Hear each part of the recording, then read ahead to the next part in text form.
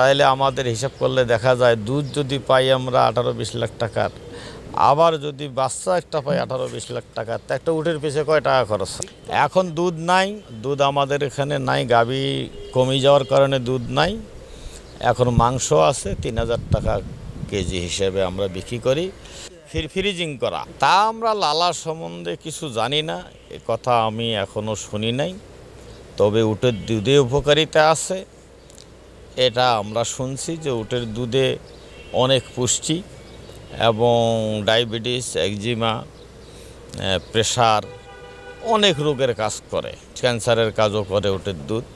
উটের দুধ সম্বন্ধে জানা আছে, তবে লালা সম্বন্ধে কোনো জানা নাই আমার। এখানে তো লবলাসের চিন্তা নাই, এটা তো হইলো মতিঝিল এলাকার জায়গার মূল্য তো জানেন, এটা হলো দেওয়ানবাগ, বাবে মদিনা, দেওয়ানবাগ কেন্দ্রীয় দরবার শরীফ। এখানে ওইভাবে হিসাব করা হয় না, এখানে মূলে হিসাব হলো ধর্ম নিয়ে। বছরে কতকগুলো অনুষ্ঠান হয়, লোকজনকে জায়গা দিতে হবে, লোকজনকে এখানে আসলে করলে তাদের সমস্ত ব্যবস্থা নিতে হবে যাতে তারা সুন্দরভাবে অনুষ্ঠান করতে পারে। এ কারণে জায়গার মূল্য নির্ধারণ করিয়া তো এটা হিসাব করলে হবে না।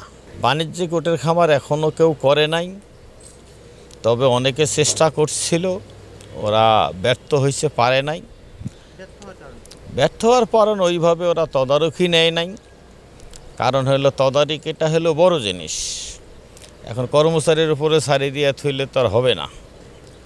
এটা ভালোভাবে তদারকি নিতে হবে, তাদের সুবিধা অসুবিধা ভালো মন্দর প্রতি নজর রাখতে হবে এবং কিছুটা অভিজ্ঞতার দরকার আছে।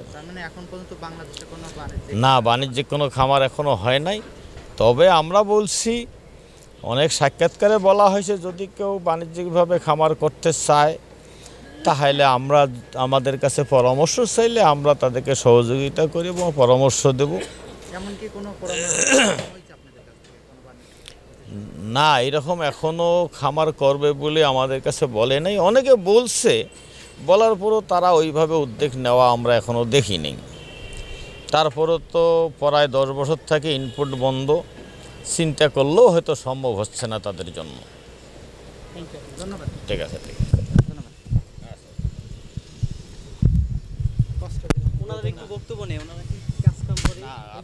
আর বক্তব্যের দরকার নেই, লাগলে ম্যানেজারের ডাকি দেয় আর কিছু লোক না, ওটা খাবার খাওয়া তো বলা হয়েছে, ওটা দরকার নেই। এখানে ঝামেলা আছে।